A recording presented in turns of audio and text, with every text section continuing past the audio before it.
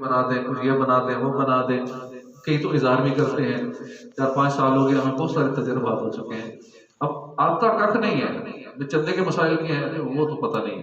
شرعی متولی کے کیا مسائل ہیں، متولی کو کیسا ہونا چاہیے، متولی کی کتنی شرائط ہیں.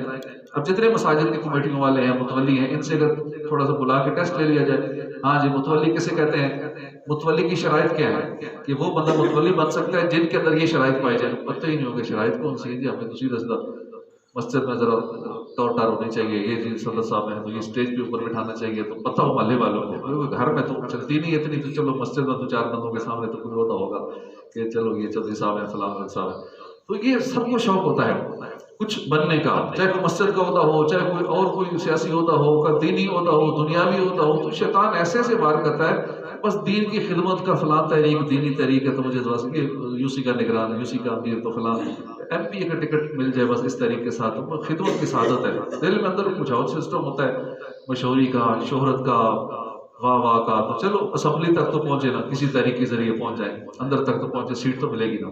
تو ہر طرح کے لوگ ہوتے ہیں دینی تنظیموں میں بھی، اور دنیا میں تو بیچارے ویسے ہی وہ ہوتے اسی کام کے لیے. تو اللہ پاک ہمیں ہدایت نصیب فرمائے. تو متولی جس نے بننا ہے اس کے لیے متولی بننے کے مسائل سیکھنا فرض ہو جاتا ہے. اگر اس نے نہیں سیکھے اور اس نے چندے میں گڑبڑ کر دی، واجب کو نفلی میں مکس کر دیا، زکوٰۃ فطرے کو نفلی صدقات میں مکس کر دیا، مسجد کے پیسے تھے مدرسے میں مکس کر دیے، یا کچھ اور معاملہ کر دیا، دیے کسی نے بھائی یہ فلاں چیز میں لگا دیں، لگا کسی اور چیز میں دیے، ایسے گناہ گار ہوتے ہیں. کئی ایسے بھی ہوتے ہیں جو اپنے کاروبار میں لگا دیتے ہیں، یا ویسے کاروبار میں لگا دیں گے چلو جی مسجد کا فائدہ ہی ہوگا نا، کاروبار میں لگا دی پروفٹ آئے گا. ہم اپنی طرف سے وہ فائدہ ہی کر رہے ہوتے ہیں لیکن گناہ گار ہوتے رہتے ہیں، کیونکہ چندے کے پیسے سے، وقف کے مال سے بزنس بھی نہیں کر سکتے. تو یہ مسائل اس لیے سیکھنا ضروری ہے. جب بھی متولی بننے کا شوق ہو کسی ادارے کا، کسی تنظیم کا، کسی مدرسے کا، کسی مسجد کا، تو پہلے متولی بننے کی جو شرائط ہیں باہری شریعت میں فتاوی رضویہ میں ہیں وہ ساری سیکھ لینی چاہیے. چندے کے مسائل سیکھ لینے چاہیے، ورنہ چندے کو ہاتھ بھی نہیں لگانا چاہیے جب تک چندے کے مسائل نہ آتے ہوں، چندے کی شرعی احتیاطیں نہ آتی ہوں. اسی طرح دیگر محکمے ہیں، پولیس کا محکمہ ہے، بجلی سپلائی کرنے والی کمپنیاں ہیں، دیگر محکموں کے ملازمین ہیں، نیز جج ہیں، کسی بھی ادارے کے افسران ہیں، ناظمین ہیں، تو ان پر رشوت کے مسائل سیکھنا فرض ہے.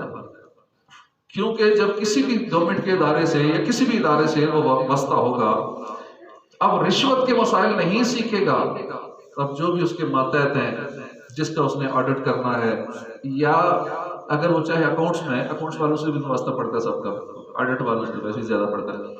تو جس کا بھی ماتحت کا واسطہ پڑنا ہے اس نے اپنا کام نکلوانا ہے.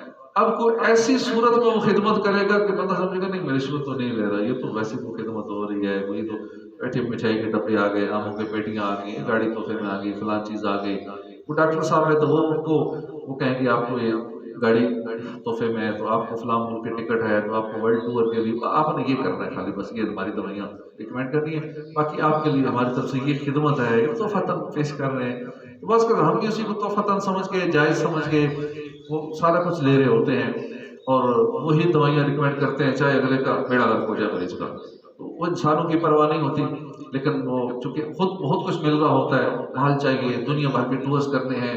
اسی طرح ہر ڈپارٹمنٹ میں تو جس کو بھی کوئی عہدہ ہے، دنیاوی ہے، دینی ہے، کسی بھی ڈپارٹمنٹ کا ہے، وہ کم از کم رشوت کے مسائل ضرور سیکھ لے. اب پولیس والا ہے لیکن اسے رشوت کے مسائل نہیں سیکھے. اب تقریباً جتنے پولیس والے کوئی دینی مذہبی ذہن والا ہو، اللہ والا ہو، تو شاید اس کو پتہ ہو رشوت کے مسائل، ورنہ جس سے پوچھیں گے نا ایک میکسیمم تعداد ہوگی جو جس کو نہیں پتہ ہوگا. اور رشوت یہ سمجھتا ہے بس کسی نے مال دیا، بول کے کہا وہ رشوت ہے، اس کے علاوہ کوئی رشوت نہیں ہے. باقی تو ویسے اس نے بچے کے لیے یہ چیز بھجوا دی تھی، تو میرے بچے کو ویسے ہی 10,000 روپے پکڑا دیا تھا، عیدی سمجھ کے دے دیا تھا، تحفہ سمجھ کے دے دیا تھا، عجیب و غریب نام رکھے ہوئے انہوں نے، یہ دے دیا تھا. وہ رشوت نہیں ہے، وہ یہ ہے.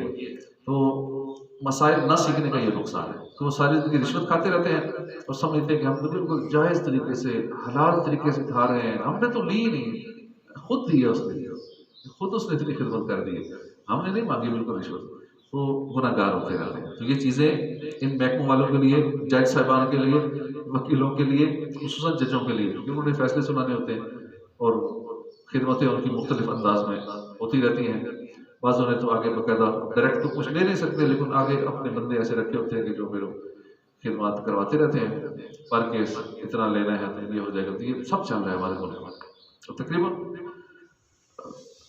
شاید دوسرے کافر ملکوں میں یہ سسٹم کم ہو، ہمارے یہاں زیادہ ہے. اسی طرح عقائد کے مسائل سیکھنا، حسد، بغض، کینہ، تکبر، ریا وغیرہ جملہ امور کے متعلق مسائل سیکھنا ہر اس شخص پر لازم ہے جس کا ان چیزوں سے تعلق ہو. پھر ان میں فرائض محرمات کا علم فرض ہے، اور واجبات مکروہ تحریم کا علم سیکھنا واجب ہے، اور سنتوں کا علم سیکھنا سنت ہے. اب ہم باقی سوشل میڈیا پہ ساری چیزیں سیکھ رہے ہیں، ڈیجیٹل مارکیٹنگ سیکھ رہے ہیں، سوشل میڈیا مارکیٹنگ سیکھ رہے ہیں، تو بٹ کوائنس کے بارے میں کوئی معلومات لے رہا ہے، کوئی فوریکس ٹریڈنگ کا سیکھ رہا ہے، تو کوئی ڈیٹا سائنس کو اس پہ ساری لیکچر لے رہا ہے، تو فیسیں دے کے بھی 1.5-2 لاکھ روپیہ کورسز کر رہے ہیں. تو امیزون سے کیسے کمانا ہے تو اس کی کورسز ہے، ڈراپ شپنگ کے بارے میں کئی مہینے لگا دیں گے سیکھنے میں، ایفیلیٹ مارکیٹنگ کی ساری معلومات اکٹھی کریں گے، دنیا بھر کے سارا کچھ سیکھ لیں گے. جو فرض ہے اس کو نہیں سیکھیں گے، چونکہ پتہ ہی نہیں نا کیا سیکھنا ہے یا سیکھنا ضروری بھی ہے یا نہیں. یہ تو چلو آپ لوگ سن رہے ہیں، اب کچھ دل میں اہمیت آئے گی، واقعی یہ چیز ضروری ہے.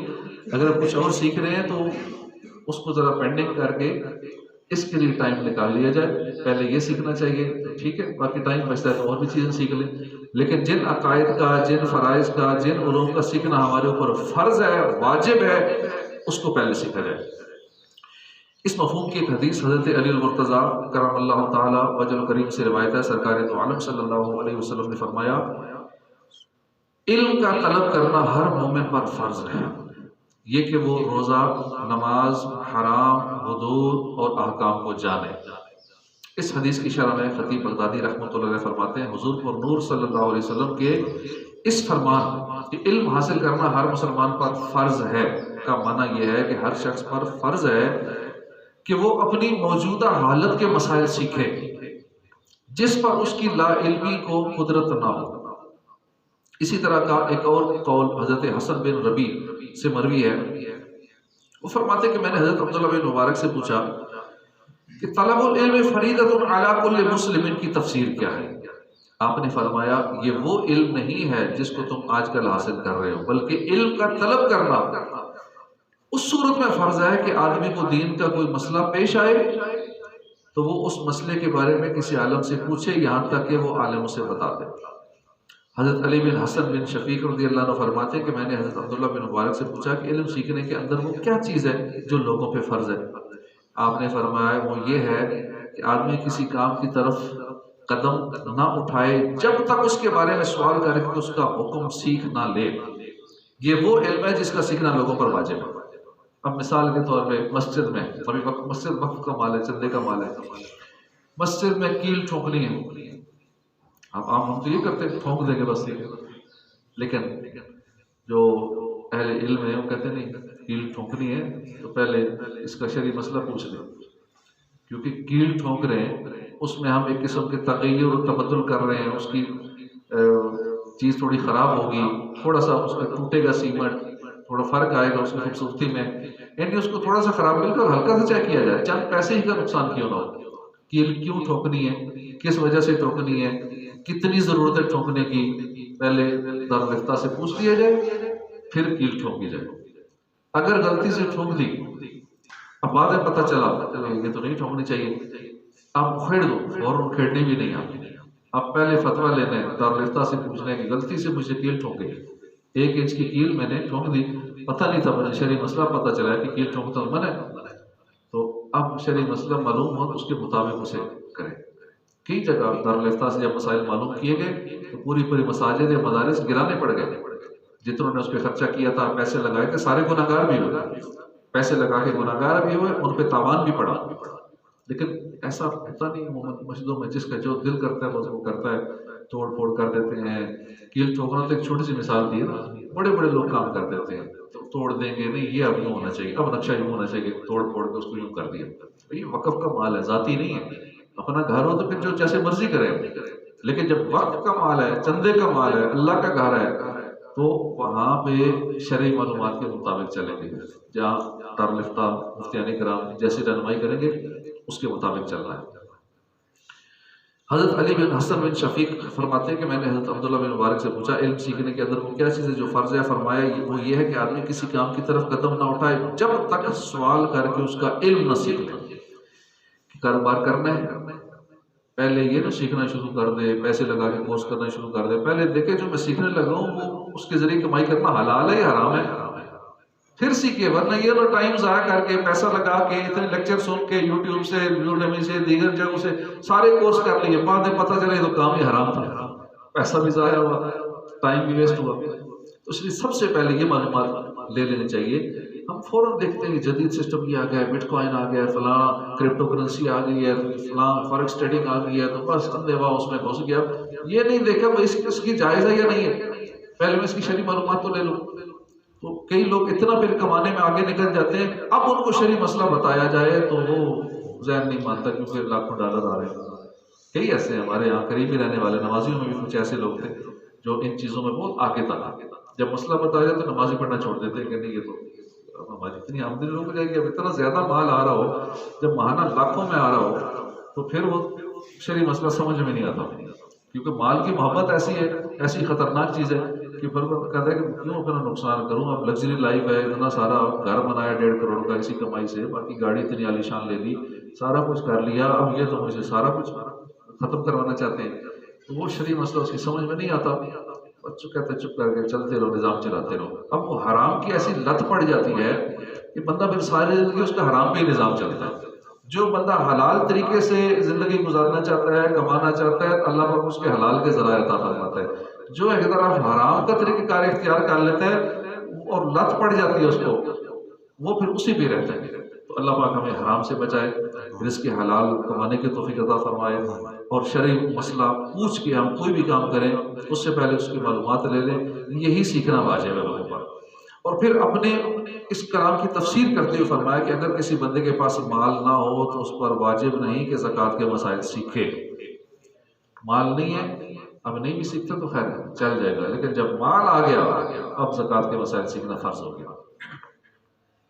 بلکہ جب اس کے پاس 200 درہم 52.5 تولے چاندی یا 7.5 تولے سونا آ جائے تو اس پر یہ سیکھنا واجب ہوگا کہ کتنی زکوٰۃ ادا کرے گا، کب کرے گا، کب نکالے گا، کہاں نکالے گا، کس دن زکوٰۃ فرض ہوئی، اس ڈیٹ کو نوٹ کرے گا. جیسے سال پورا ہوگا چاند کے حساب سے، اب اس ٹائم سے، اس دن اور اس ٹائم سے ایک لمحہ بھی آگے کرے گا تو اب گنہگار ہوتا جائے گا. اسی طرح کوئی بندہ ہمیں اپنی زکوٰۃ دیتا ہے کہ یہ آپ جمع کروا دیجیے گا، ہم وہ زکوٰۃ گھر میں رکھ کے بیٹھے رہتے ہیں، تو ملاقات نہیں ہوئی تھی مولوی صاحب سے، ابھی کرا دوں گا. اب ہم گنہگار ہوں گے جس نے وہ زکوٰۃ لے کے پاس رکھی ہوئی. زکوٰۃ کو لیٹ کرنا بھی گناہ ہے. ایک دینے والا لیٹ کرے وہ گنہگار ہو رہا ہے. اس نے آگے اب دے دی، کسی کو یہ ذرا جمع کروانا، اب اس نے اپنے گھر میں رکھ لی، کتنے دن لیٹ کر دی تو وہ گنہگار ہوتا رہے گا. اس لیے اس میں اس کی ساری مسائل سیکھنا، زکوٰۃ کے حوالے سے ڈیٹیل سیکھنا اس میں فرض ہو جائے گی. اسی طرح بقیہ تمام چیزوں کے احکام ہیں، یعنی جب کوئی چیز پیش آئے گی تو اس کی ضروری معلومات، اس کی ضرورت کے مسائل سیکھنا ضروری ہو جائے گا. امام ابوبکر احمد بن علی خطیب بغدادی رحمۃ اللہ علیہ فرماتے ہیں ہر مسلمان پر یہ بات واجب ہے کہ وہ کھانے، پینے، پہننے میں پوشیدہ امور کے متعلق ان چیزوں کا علم حاصل کرے جو اس کے لیے حلال ہے اور جو اس پر حرام ہے. یوں ہی خون اور اموال میں جو اس پر حلال ہے یا حرام ہے، یہ وہ تمام چیزیں ہیں جن سے بے خبر رہنا، غافل رہنا کسی کو بھی جائز نہیں. ہر شخص پر فرض ہے کہ وہ ان چیزوں کو سیکھے. اب اسے پتہ ہی نہیں کہ کتا کھانا حلال ہے یا حرام ہے، کھا جائے گا، یا گدھا کھانا حلال ہے یا حرام ہے. یہ ساری معلومات سیکھنا فرض ہے. کون سے جانور حلال ہیں، کون سے جانور حرام ہیں، کافر کا ذبیحہ حرام ہے، حلال ہے، کیا ہے، اب یہ پتہ ہی نہیں ہوتا. دوسرے ملکوں میں چلے جاتے ہیں، صرف ویزا ٹکٹ اور کام کیا کرنا ہے اسی کی معلومات لیتے ہیں، اور وہاں جا کے اگر کافر ملک ہے تو وہاں پہ کافر کا ذبیحہ کھانے کے کیا حکمات ہیں، یہ کوئی نہیں سیکھتا. تو یہ ساری چیزیں سیکھنا حسب حال ضروری ہے.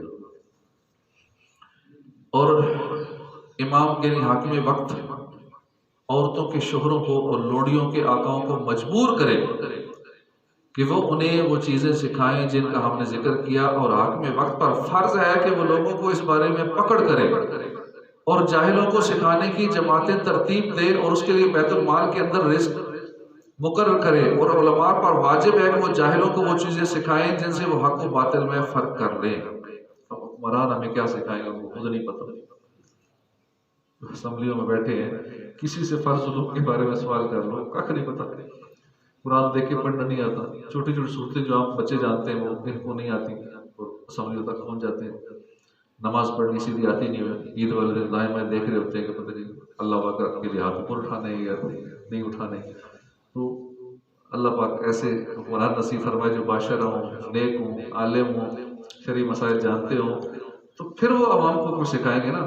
ایسی ٹیمیں تشکیل دیں گے، ایسی کمیٹیاں بنائیں گے کہ جی عوام کو یہ مسائل سکھاؤ، عوام کو سب سے پہلے یہ سکھاؤ کہ تمہارے اوپر یہ چیزیں لازمی ہیں، یہ فرائض علوم ہے۔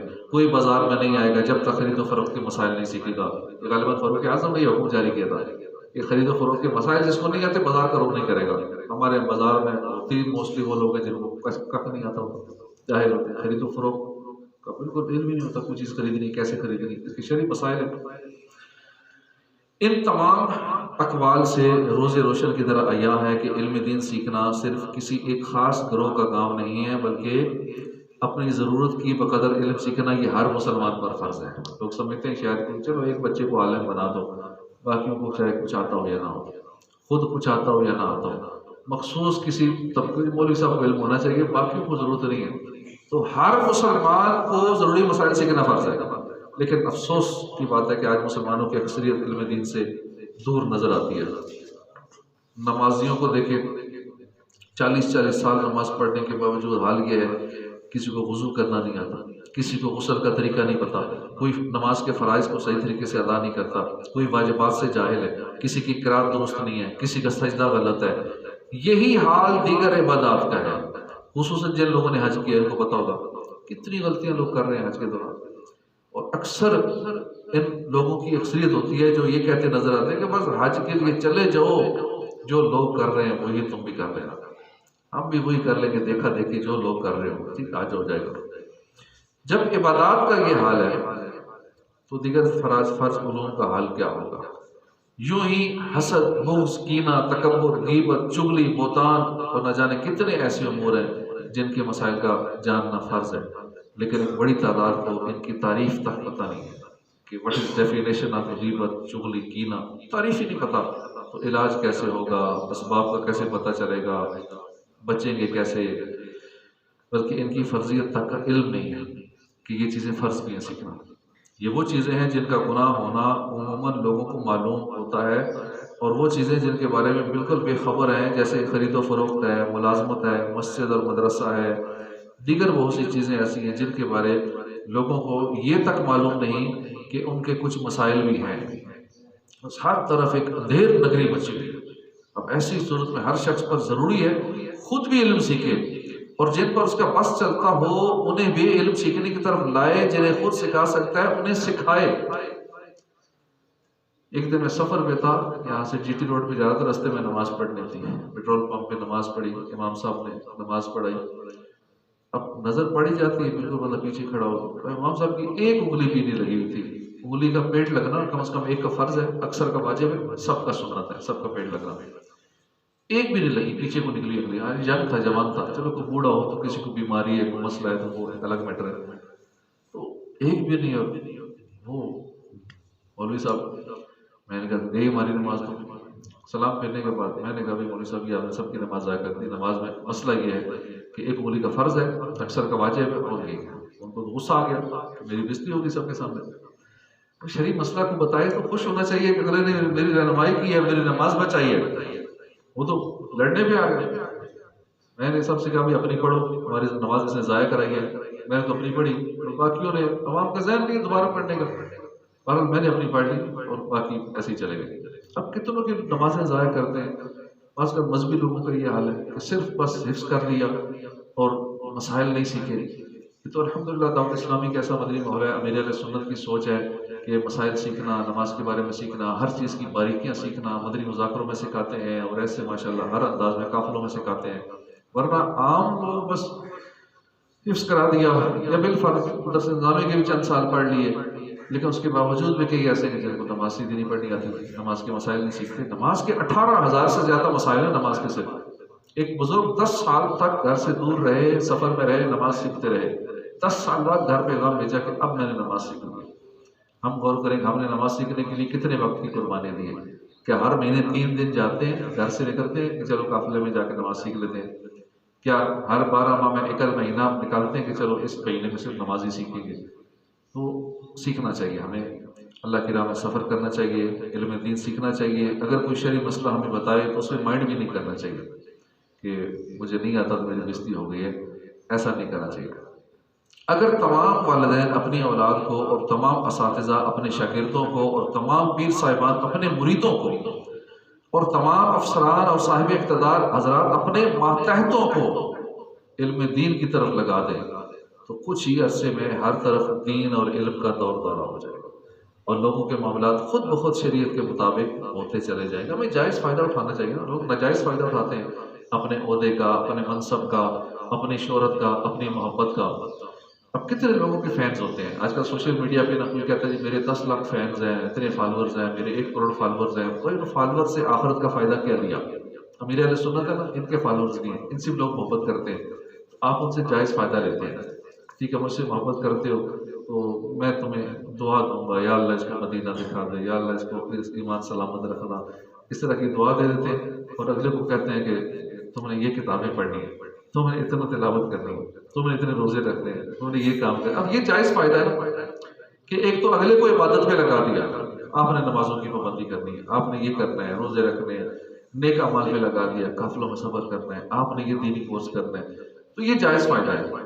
اب ہم اپنے فالوور سے کیا جائز فائدہ ہے؟ اپنے ماتحتوں سے جن پہ ہماری چلتی ہے، جو ماتحت ہماری کچھ بھی منہ سے نکالیں گے تو کہیں گے چلو بڑے نے کہا ہے، سر نے کہا چلو یہ کم کر لیتے ہیں، ہم نہیں فائدہ لے رہے ہوتے ہیں۔ ہم اس کا ناجائز فائدے کی بجائے جائز فائدہ اپنے ماتحتوں سے، اپنی محبت کرنے والوں سے، اپنے چاہنے والوں سے، یا جو بھی ہم سے متعلقین ہیں، جو کہتے ہیں آپ سے بڑی محبت ہے، تو ٹھیک ہے، اس محبت کا فائدہ اٹھائیں، اپنا فائدہ بھی ہوگا، اگلے کا فائدہ بھی ہوگا، آخرت سنورے گی، نیکیاں بڑھے گی۔ تو اللہ پاک عمل کی توفیق عطا فرمائے۔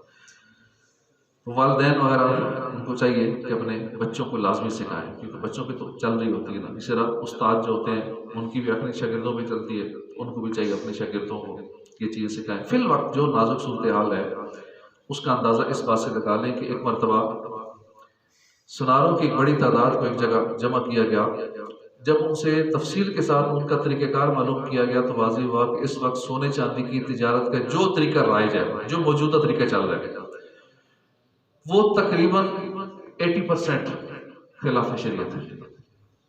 سنیارہ کو نہیں پتا، سارے اس میں نماز میں، اور بڑے حاجی نمازی ٹوپی پہنی ہوئی، بڑے باتیں بھی ایسے کریں گے، میٹھی میٹھی باتیں کسٹمر پھنسانے کے لیے، اور طریقہ کار غیر شرعی، حرام اتنی محنت کر کے حرام کما رہے ہوتے ہیں، اس لیے برکت نہیں ہے، بے سکونی ہے، آخرت کا عذاب اپنی جگہ ہے۔ تو تجارت کا جو طریقہ جو ابھی راج ہے، خاص کر ایک شعبے کی بات کر رہی ہے، باقی ہر شعبے کو اگر ڈالا جائے نا کہ کریانہ والا کیا غلطیاں کر رہے ہیں تو دودھ والے کیا غلطیاں کر رہے ہیں، اسی طرح دیگر شعبہ جات والے کیا غلطیاں کر رہے ہیں، پراپرٹی والے کیا مسٹیکس کر رہے ہیں، تو ہر ایک کی اپنی بھی نکلیں گی۔ حقیقت یہ ہے کہ ہماری دیگر تجارتیں، ملازمتیں بھی کچھ اسی قسم کی صورتحال سے دوچار۔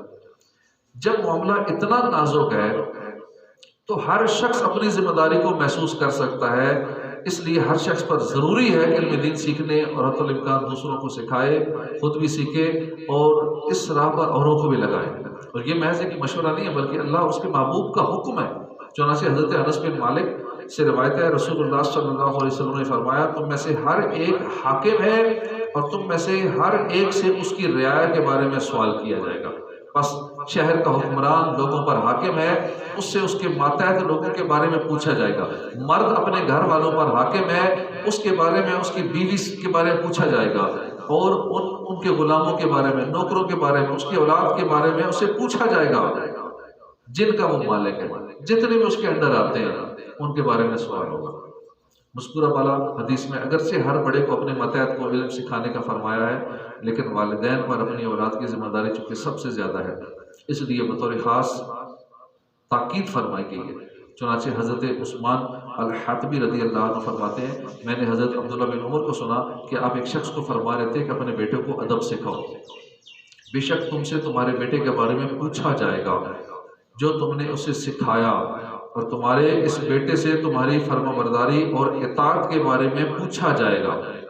اس حدیث پر والدین کو خصوصاً غور کرنا چاہیے، کیونکہ قیامت کے دن اولاد کے بارے میں یہی گرفت میں آئیں گے۔ اگر صرف والدین ہی اپنی اولاد کی دینی تربیت اور تعلیم کی طرف بھرپور توجہ دے لیں تو علم دین سے دوری کا مسئلہ حل ہو سکتا ہے، مگر افسوس کہ دنیاوی علوم کے سکھانے میں تو والدین ہر قسم کی تکلیف گوارا کر لیں گے، اسکول کی بھاری فیسیں دے دیں گے، کتابیں بھی خرید کر دے دیں گے، نہ جانے کیا کیا کریں گے، لیکن علم دین جو ان سب کے مقابلے میں ضروری ہے، مفید ہے، اس کے بارے میں کوئی توجہ نہیں ہوتی۔ بلکہ بعض ایسے بدقسمت والدین کو دیکھا ہے کہ اگر اولاد دین اور علم دین کی طرف راغب ہوتی ہے تو انہیں جبرن منع کرتے ہیں، زبردستی منع کرتے ہیں کہ علم دین میں رکھا کیا ہے۔ یہ بالکل غلط جملہ ہے۔ اول تو یہ جملہ ہی کفریہ ہے کہ اس میں علم دین کی تحقیر ہے۔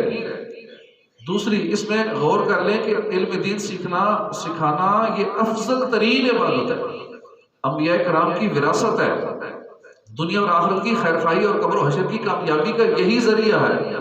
آج نہیں تو کل جب حساب کے لیے بارگاہ الہی میں حاضر ہونا پڑے گا، اس وقت پتہ چلے گا کہ علم دین کیا ہے۔ بلکہ صرف اسی بات پر غور کر لیں کہ مرتے وقت آج تک آپ نے کسی شخص کو دیکھا کہ جس کو دنیا کے علم حاصل نہ کرنے پر افسوس ہو رہا ہو؟ ہاں، علم دین حاصل نہ کرنے پر افسوس کر رہا ہوگا۔ جب بڑھاپا آتا ہے، آخری وقت آتا ہے، موت کے قریب ہوتا ہے، تو دینی راہ پر نہ چلنے کا افسوس ہوگا، اللہ کی رضا والے کام نہ کرنے پر افسوس ہوگا۔ ہزاروں ایسے ملیں گے۔ تو یوں مرنے کے بعد ایسا کوئی شخص نہیں ہوگا کہ جسے ڈاکٹری نہ سیکھنے کا افسوس ہو، انجینئر نہ بننے پر، سائنسدان نہ بننے پر افسوس ہو رہا ہو۔ البتہ علم دین نہ سیکھنے پر افسوس کرنے والے بہت ہوں گے۔ بلکہ خود حدیث میں موجود ہے کہ کل قیامت کے دن جن آدمیوں کو سب سے زیادہ حسرت ہوگی ان میں ایک وہ ہے کہ جس کو دنیا میں علم حاصل کرنے کا موقع ملا، اس نے علم حاصل نہ کیا۔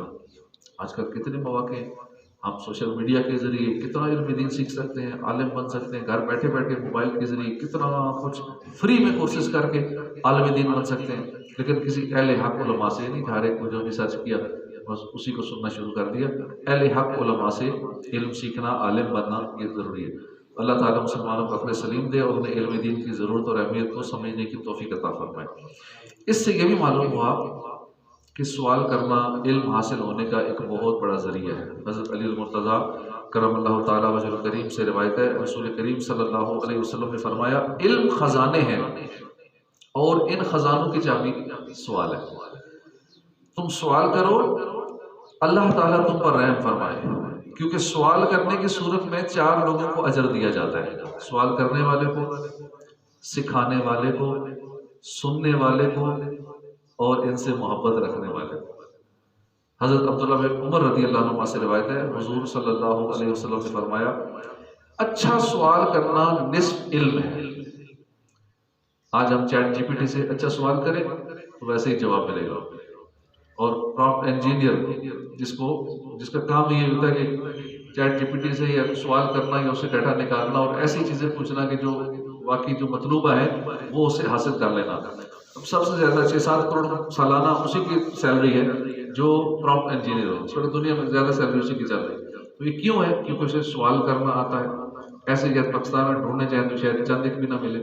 اس طرح دنیا بھر میں ایسے لوگوں کی ڈیمانڈ ہے جو واقعی اس سے چیٹ جی پی ٹی سے یا گوگل سے، گوگل تو پھر ساری معلومات اکٹھی کر دیتا ہے، وہ خود اکٹھی کرنی پڑتی ہے، وہ سامنے رکھ دیتا ہے، لیکن آج کل جو جدید آیا ہے، نیا ورژن اس کا آ گیا ہے، تو اس سے اب ویسے سوال صحیح نہیں کریں گے۔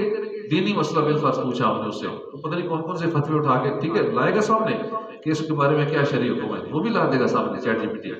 لیکن اب اس سے ہم نے سوال کس طرح کا پوچھا، کیا پتہ کون سا کس کا فتویٰ لا دے، شرعی مسئلہ کیا ہو وہ سامنے لا دے۔ اس لیے سوال جتنا صحیح ہوگا، سوال آدھا علم ہے، اس لیے حدیث پاک فرمایا نا، سوال آدھا علم ہے۔ جتنا سوال اچھا ہوگا اتنا سیکھیں گے، حاصل کریں گے، اس چیز سے وہ ڈیٹا نکال سکیں گے۔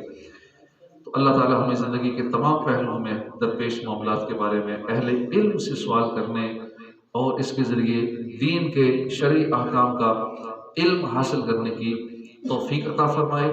آمین بجاہ النبی الامین صلی اللہ تعالی علیہ وآلہ وسلم۔